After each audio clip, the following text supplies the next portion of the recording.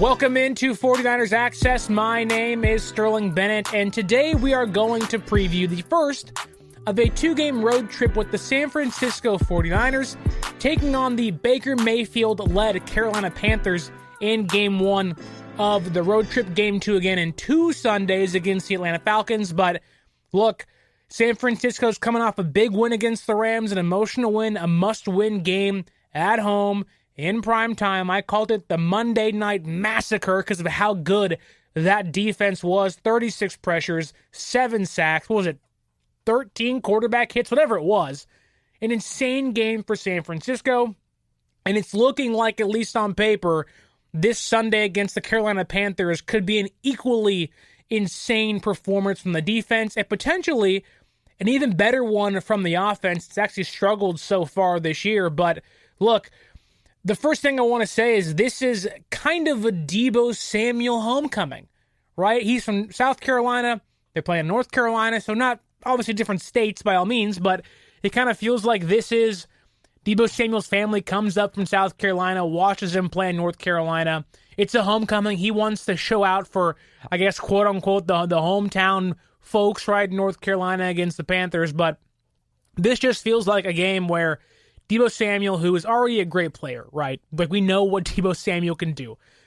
This feels like a game where Deebo Samuel goes off. He went off last week. I get that, more of the same, right? But looking at Deebo Samuel's stat line this year, and I get its stat lines, of course, matchups matter, who's defending him matters, but look, against the Bears, 2 receptions, 14 yards. Against the Seahawks, 5 receptions, 44 yards. Against the Broncos, 5 receptions, 73 yards.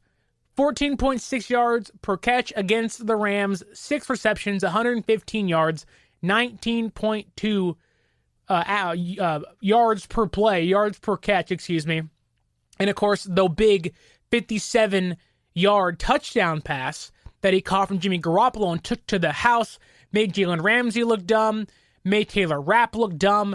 This just feels like Deebo Samuel is going to continue his stretch simply because it's his quote-unquote homecoming. But that isn't to say I do not have concerns about this San Francisco 49ers team, because I do. Right? The Panthers defense, they are not scrubs. And that being said, the Niners are on their 3rd left tackle. Like, you can say what you want about Colton McKivitz. He has shown that he can at least be a viable backup for a game or two if Trent Williams can't go. Well, now it looks like it's going to be Jalen Moore, who I said after the Broncos game, he doesn't even look like an NFL player. That's how bad he played. He was god-awful against the Broncos. He got benched for an injured Colton McKivitz against Denver. Now flip that role against the Rams. McKivitz gets hurt. Moore has to come in. And to his credit, played far better, handles himself far better against the Rams than he did against Denver. But I'm fully expecting this to be another George Kittle playing the extra blocker on the inside, just like he was against the Rams, just like he has been for a large portion of his career. This just seems like a game where, or it seems like the scheme or Kittle's role on the offense is going to be, hey, we need you to fill in and block. We don't have the personnel on the starting offensive line with Trent Williams out to buy Jimmy enough time. And even if it was Trey Lance, that role would still be the same. Because there's no way in heck you can win in the NFL with this offensive line being on your 3rd left tackle, right? You just can't do it. And even Burford and Brunskill, they're swapping spots left and right. Burford wasn't great against the Rams, albeit was good in run blocking. But Brunskill came in, got his feet wet, and they saw what that looked like. So it just seems like the offensive line is still kind of in flex. So I really wouldn't be surprised if George Kittle's back there blocking again. Because, listen, the Panthers they don't have an amazing defense, but if they got one guy that's a problem, it's Brian Burns.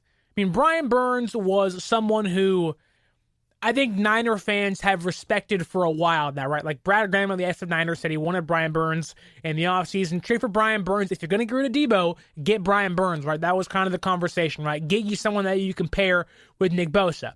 And Brian Burns has been that good this year. 20 pressures this season, tied for number 3, 3 sacks. Like, Brian Burns is their elite defensive player. They have some other good guys there, but Brian Burns is that troublemaker. But thankfully, despite the struggles of the left tackle McKivitz and more, or at least the worries of what those guys will look like, San Francisco's offensive line as a whole really has performed really well this year. Aaron Banks deserves a ton of credit for what he's done this season. First off, we know his story last year, right? Brought in to play left guard this season, going to be, a redshirt season for him in 2021. They need him late in the year to play right guard. It doesn't work out. The transition's not working out for Aaron Banks from left guard to right guard. They're like, shut it down, get your body right. You are not ready to play in this league. Well, Laken Tomlinson leaves, and the question is, can Aaron Banks be the guy at left guard next to Trent Williams? And lo and behold, Aaron Banks has been frickin' money. Talk about a second-round pick thus far. 128 pass blocking snaps and 122 run blocking snaps. That's 250 snaps thus far this year. 0 sacks allowed, no penalties, no quarterback hits allowed, and only 6 pressures. He's PFF's 15th ranked guard. That's left guards and right guards. Hey, that's pretty freaking good. Aaron Banks has been phenomenal this year for San Francisco. And before you do not shoot the messenger here, right? Don't shoot the messenger. Mike McGlinchey has been really good this season. I know McGlinchey's gotten crap from me, from Twitter, from fans, and a lot of that is rightfully so. Mike McGlinchey has had his moments where you're like, dude, what? Like, I was making Monica Lewinsky jokes about Mike McGlinchey saying he's on his knees more than Monica Lewinsky is. Like, that's how bad he was, or at least seemed to be in the past. And he caught a ton of flack earlier this year because in the Bears game, when Trey Lance got sacked or hit, people were criticizing McGlinchey for getting up, looking at him, not even picking up Trey Lance and going to the sideline and just like not even paying attention to his quarterback that's on the ground after a sack. And people were like, what the heck, man? Like, pick up your guy. And of course, fans were like, he doesn't like Lance and all this stuff. And it's, it created this kind of conversation of what's McGlinchey's deal? Excuse the vacuuming. What's McGlinchey's deal of what the heck is going on? But this year alone, he's only allowed 5 pressures. He ranks 9th in the NFL for tackles. And look, we played 4 games, right? The Bears game and the Broncos game, not his best games. He's only allowed, or he has not allowed a pressure in 2 games this year. He's been really good. And I can say post-Bears game, he's been pretty damn good this year for the San Francisco 49ers. But if I'm being honest with you, my main concern, while the personnel doesn't exist on the offensive line currently with Williams being out, McKivitz being out, Burford struggling, Brunskill being kind of reintegrated back into the offense, my biggest concern thus far this year has been the offense cannot score or has had struggle scoring. I'm going to read you a stat, and it might actually blow your mind as to how bad San Francisco's offense has been, right? The Niners this year are tied with, guess who? The Carolina Panthers and the Chicago Bears for the second worst scoring offense in the NFL with 16 points per game. The worst is the Colts at 14.3 per game. Now, I know. Monsoon game week 1, crushed the Seahawks, scored 27 points. Then they laid a freaking egg, basically, against the Broncos. Come back, put up 24, technically 27 or 17 points against the Rams. But San Francisco has had a problem scoring the football offensively. There's a reason why, and while Nick Bosa would have thought this and said this no matter what, there's a reason why the defense felt the need that they had to make a big play. that the offense is doing just enough. And look, it would have been 20 offensive points had Gould not missed the field goal. It would have been 30 offensive points had Gould not had a field goal blocked against the Seahawks. There are plenty of things to point to and go, well, that'd be 6 more points on the offense. Probably wouldn't be that bad. But if you told me an offense that had Deebo Samuel, Jimmy Garoppolo, and Kyle Shanahan and George Kittle for at least 2 games, Brandon Ayuk, and Trent Williams for 3 of those games, or 2.5 of those games, they were tied for the second worst scoring offense in football, I would have laughed right in your face. Now, I get it. One of those games had Trey Lance, Monsoon. There are reasons to put in caveats. But the Niners offense, while it seems like it's starting to go in the right direction, right? The momentum is picking up. It feels like the Rams game was kind of getting back on track. We know this. That's the feel-good moment. But it doesn't erase the fact that they have not scored efficiently and effectively this season. You cannot put up 9 points, 10 points against the Broncos. Inexcusable. We know that. You cannot go into Chicago, albeit in a monsoon, and put up 10 points. You can't do that stuff. And you can't go into Carolina with an offense after an emotional win, a win you needed, a win that makes you feel good down to your plums, right? And come into Carolina and with that same mentality of, 16 points is enough. And it's not to say that San Francisco gets complacent. It's not to say the mentality is, let's not score points. That's dumb, right? They want to put up 45 every game. But the offense isn't vertical. We know that. But it's not like this team in 2019 didn't put up 25 points a game and wasn't the third-ranked offense in football. Now, I get it. Jimmy G shoulder surgery, that's kind of is he okay? Is he not? He looks fine on some days, looks bad the other. The question is, can Jimmy continue to be consistent? Can he beat Jimmy against the Rams? Efficient on first and second down. Get your team manageable third downs. It wasn't like this team was good on third down either, though. 5 of 12. That still needs to improve. And look, Deebo Samuel said after the game during the week that, look, this was not us. The Niners aren't back yet. We have a ways to go, but this was a get on the right track kind of game. And if you're the offense, this is what I want you to do. Because the likelihood is you are going to be on the field a ton against the Panthers. The Panthers offense sucks. And I'll explain to you why and give you stats and make you feel even better about Sunday against Carolina. But you are likely going to be on the field a ton if you are San Francisco. You are going to want to run the ball a lot, and you are going to have the ability to pass the ball a ton against this team. They're a good defense, but the fact is Carolina's offense is so bad, you will by default be on the field if you're San Francisco's offense. That's just the case. San Francisco's defense is the best in the league. Panthers offense ranks the worst in the NFL. By far the worst. With the worst quarterback per EPA on Carolina being Baker Mayfield. Niners defense will feast on Carolina. That being said, this is the perfect game for San Francisco's offense to try new things, to take deep shots down the field, get Kittle more involved, finally get Brandon Ayuk involved in the offense. The whole talk of the offseason was, and I get it, it's Trey Lance, it's Brandon Ayuk. Their chemistry is, or at least it looked like it was going to be the best since T.O. and Garcia, T.O. and Steve Young. It felt like that they were the next great, or at least those two on the field. They were going to have great chemistry. They could be the best, or one of the best quarterback receiver duos just based on their stats alone. Now that's gone. There is no Trey Lance.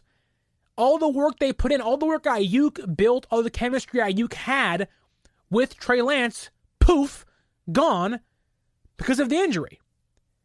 And it's not like Jimmy doesn't like Ayuk, But let's be clear here. Lance likes throwing to Ayuk and Kittle. Jimmy likes throwing to Deebo and Kittle. That's just a fact.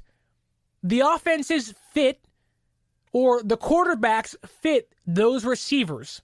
Deebo, Jimmy, Yak Guy, Jimmy, Kittle, Yak Guy, right? Short stuff, and Jimmy, because Jimmy knows his role. He's not going to push the ball down the field. It's just going to be, hey, get it to my stars.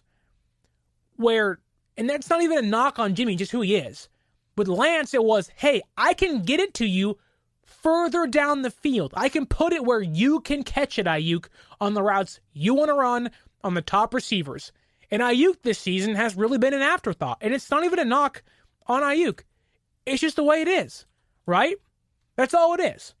Because this year alone, Brandon Ayuk, he has 14 receptions, 179 yards, and 1 touchdown. And I get it, right? Ayuk's going to be used more in slant routes, not going to push it downfield, but Ayuk's best game this year was against Seattle. 5 receptions, 63 yards, 12.6 yards per catch. It's a good game, right? It's a fine game. And Ayuk caught the only touchdown against Denver on the second drive of the game. It's not like they can't incorporate him more, but it just felt like against the Rams it was, hey, get the ball to Deebo, let him eat. The Rams literally cannot stop. They've shown no form of ability to stop Deebo Samuel. Against Carolina, they can't stop Deebo. They can't stop Kittle. They can't stop Ayuk. And the reason I say that, despite Carolina's defense not being awful, they're actually pretty good. It's because their offense is so bad that San Francisco is going to have chance after chance after chance. There's a real chance that San Francisco has the ball for 35, 40 minutes in this game. That's how bad Carolina's offense is. Like, they are not good by any means. In fact, here's some stats, right? If you eliminate Laviska Shenault's fluke 67-yard touchdown in week 3, Carolina's defense has outscored their offense over the last 3 or 7 quarters, 14 points to 12 points. So one broken play, take it out of the equation, Carolina's defense has outscored the Panthers offense 14-2. That's how bad the Panthers offense has been this year. So San Francisco's offense in return is going to have every freaking chance to put up points. Every chance. And to further my point of how often San Francisco's offense should be on the field, Baker Mayfield, he's one of the worst quarterbacks in football. One of the worst quarterbacks in the NFL.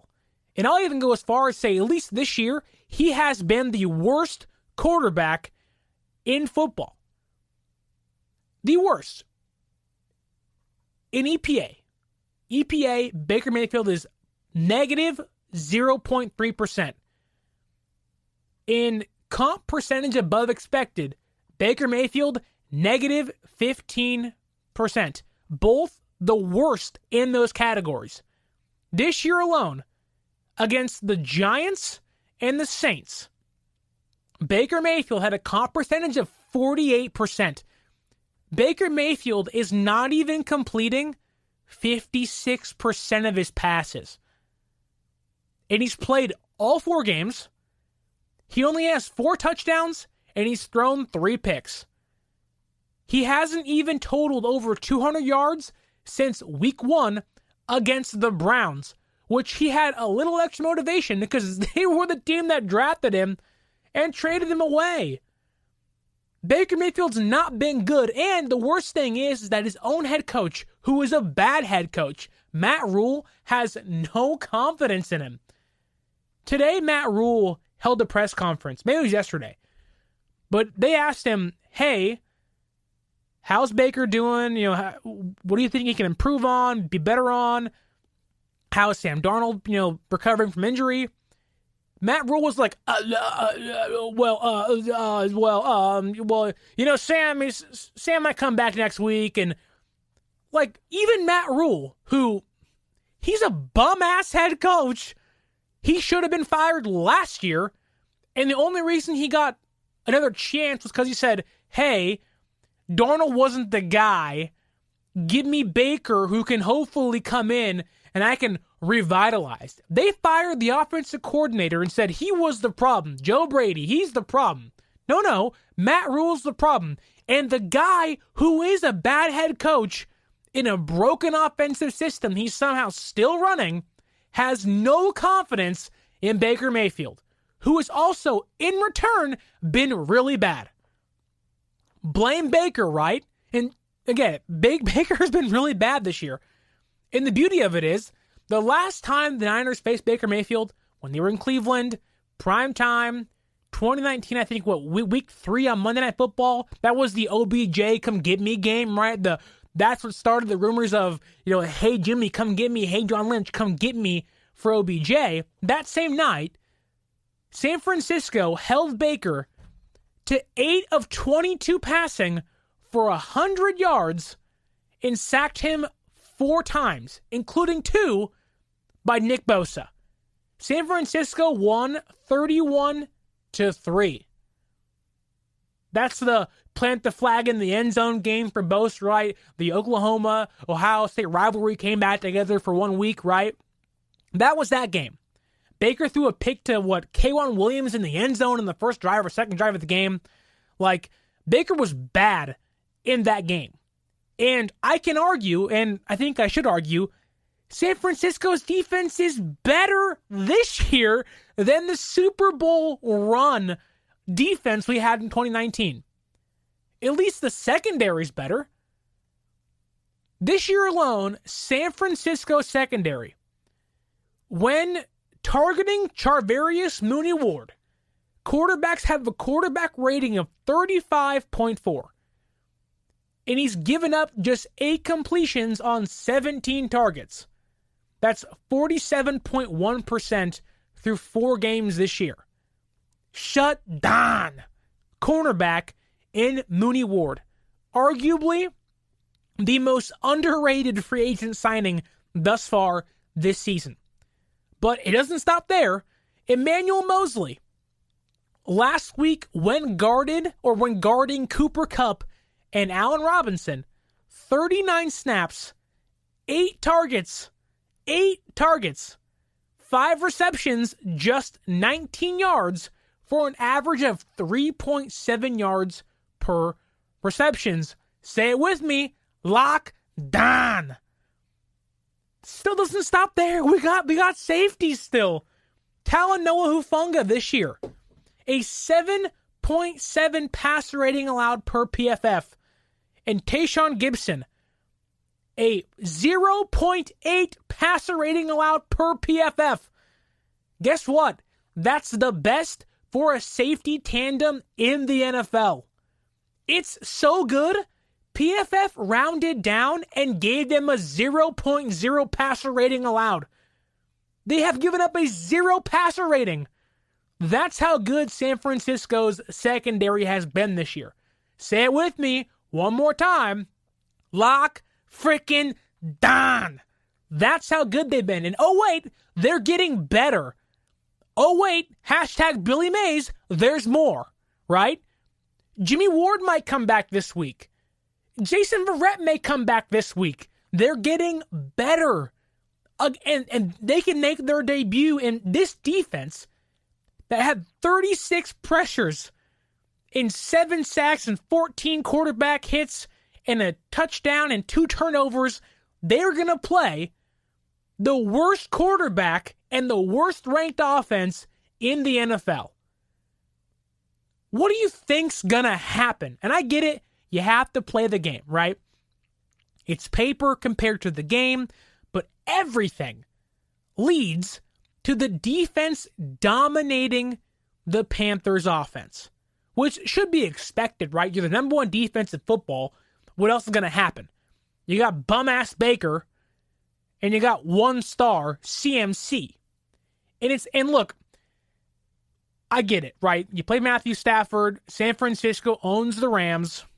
That's to be expected, right? Like, we all came into that game maybe a little concerned of like, hey, we have to win. It's a must-win game. But I think deep down we all were like, yeah, we're pretty confident. It's the Rams, right? And in that game, or in the postgame, Nick Bosa said it and Kyle Shanahan said it, that Matthew Stafford will give up some throws. He will give you a chance to get turnovers, right? They got one, but Tayshaun Gibson dropped one, Fred Warner dropped one, Greenlaw dropped one. Like, there were plenty of chances in that game for Stafford to throw 3 or 4 picks, including the fumble they already got, right? Baker Mayfield, we know, is a worse quarterback than Matthew Stafford. He's more inaccurate than Matthew Stafford. And this year alone, so Baker's thrown 3 picks. But the beauty of it is that Baker Mayfield also leads the NFL in batted down passes. So what that means really is that there is going to be plenty of chances, 2 to 3 in this game alone, for the defensive line to get their hands on the ball, flip it up in the air, and allow guys like Warner and Greenlaw and Flanagan Fowles and Burks and Ufunga and Gibson to pick off passes. I hope you see where I'm going with this. This game is going to come down to, can San Francisco's offense continue to go in the right direction? This game is going to hinge on San Francisco's offense and their ability to put up more than 16 points. We know the Niners defense is averaging or holding teams to under 10 points a game. And even if Carolina scores 13, I will give them 13. Heck, I'll give them 16. Can San Francisco's offense put up at least 17 points? If you're the offense, the last thing you want to do is bank or have to bank on the defense making a play. Now, if that happens, you clap your hands and say, heck yeah, brother. Heck yeah, brother. You got that touchdown, right? You got that fumble for us. But in reality, what you want is you want the offense to be self-sustainable. And it has not been that just yet. And if you're the Niners defense, all you see is one thing. One guy to stop. CMC. Christian McCaffrey. And I know I just crapped on Baker Mayfield. Like, he's missing DJ Moore and Robbie Anderson. And Moore's a good receiver. He can't hit him to save his life. I mean, people want to say, well, Jimmy missed that guy high. Watch a Panther game. Oh my goodness, it's like 17 feet above the guy's head. Jimmy at least gives the guy a chance for a medicine ball. Baker's just letting guys fly in the air and try to hover and grow wings. Like, hey Baker, guys don't got built-in Red Bull. They ain't got wings, my guy. They can't make those catches. Baker missed DJ Moore so bad.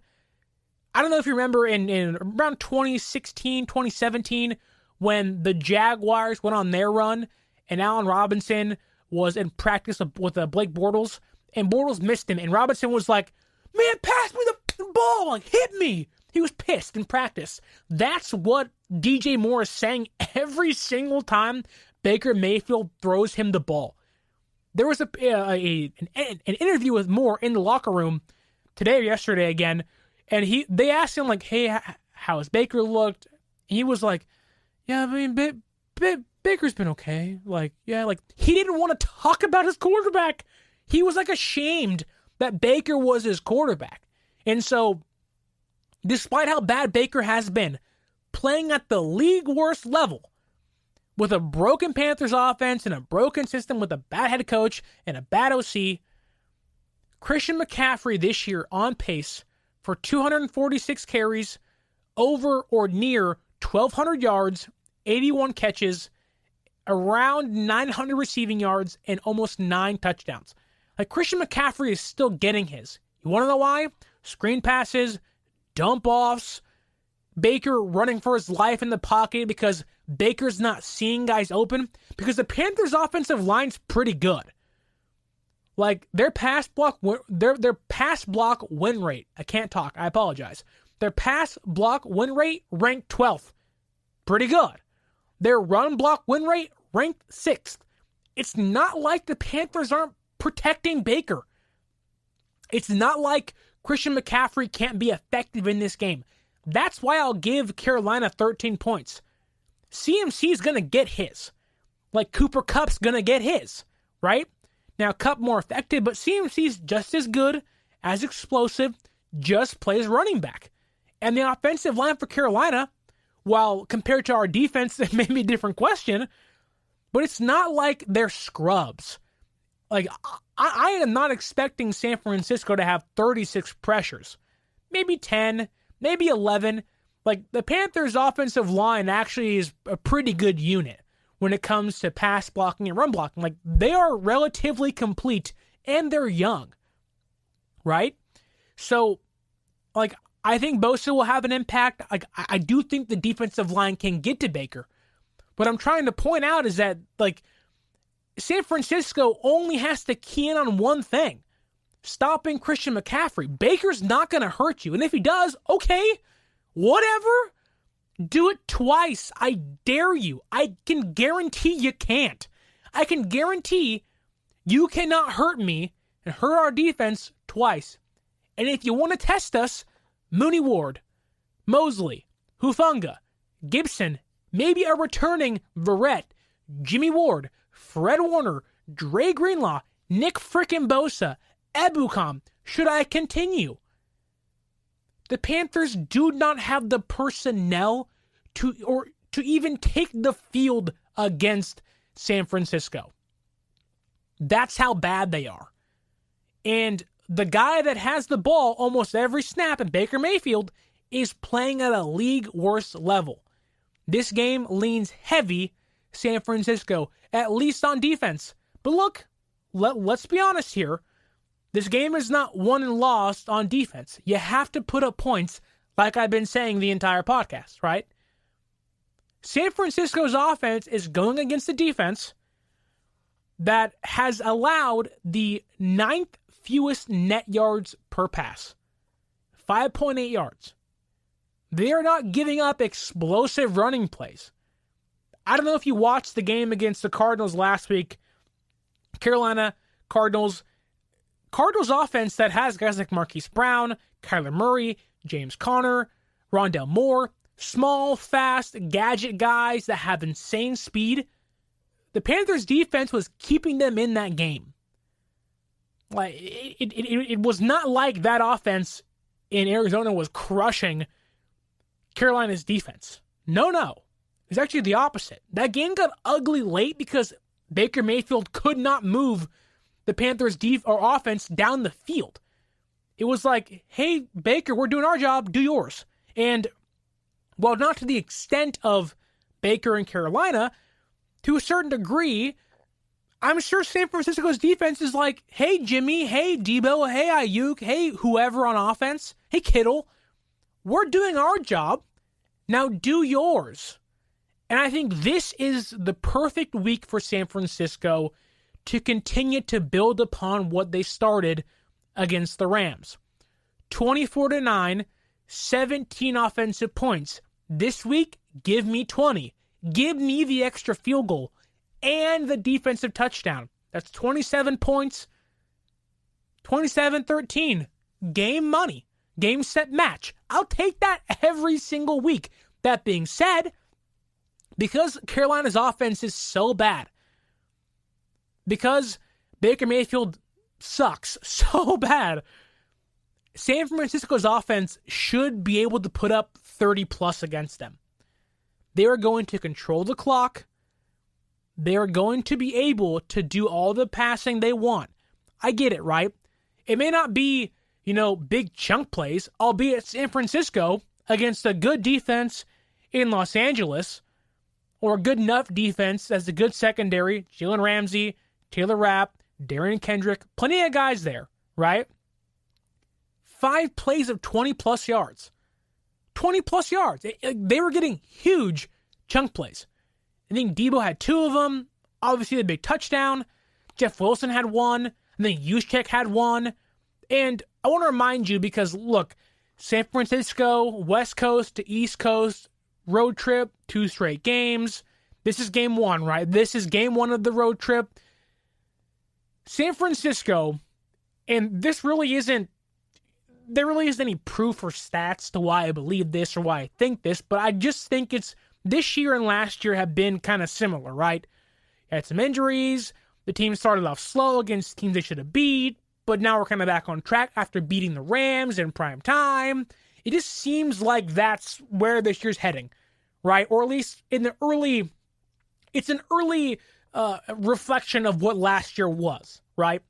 Well, what happened after San Francisco beat the Rams last year in Monday Night Football in Week 10, 31-10, right? They got back on track after being humiliated by Colt McCoy and the freaking Cardinals backups, right? What'd they do after beating the Rams? They took it all the way to Jacksonville, Florida. I think it was a 10 o'clock start in Jacksonville. What'd they do? They won that game 30-10. Trey Lance was getting snaps to kneel it down. Aaron Banks was getting right guard snaps in that game. I'm expecting the same thing here. I'm expecting 30-13, 33-16. This game should be San Francisco in every single aspect. Nick Bosa leads the NFL in sacks and pressures. You have a defensive player of the year. Currently, you have in Deebo Samuel, one of the best offensive players in football. And you have George Kittle waiting in the wings. Kyle Shanahan said today in his press conference on Wednesday, October 5th, that the more Kittle plays, the more integrated he will be into the offense. Well, I want to see George Kittle catch a red zone touchdown. He almost had one against the Rams. Almost had one. Get him one this Sunday. Bring back Kittle over the middle. I don't have to see it 5 or 6 times, right?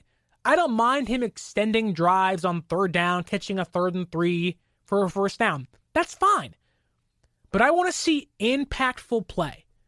I want to see Ayuk get involved on 1st and 2nd down. San Francisco came out of the gates against the Rams throwing the football. I fully expect the same thing.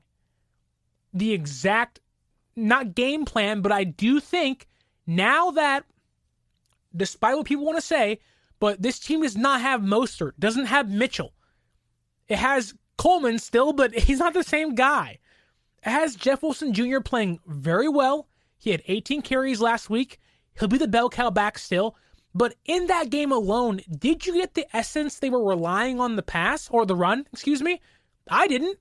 That game felt like Jimmy had the ball in his hands the majority of the time. And I think that's going to be the offense until Mitchell gets back, until they have someone who they know can get them 5, 6 yards a carry. Until they can have Kittle be a tight end instead of a left tackle or right tackle when Trent Williams comes back. But that being said, it just feels like that the offense is waiting to explode. The defense has had its time, been playing well, maybe capped off the win against the Rams. That game was 17-9.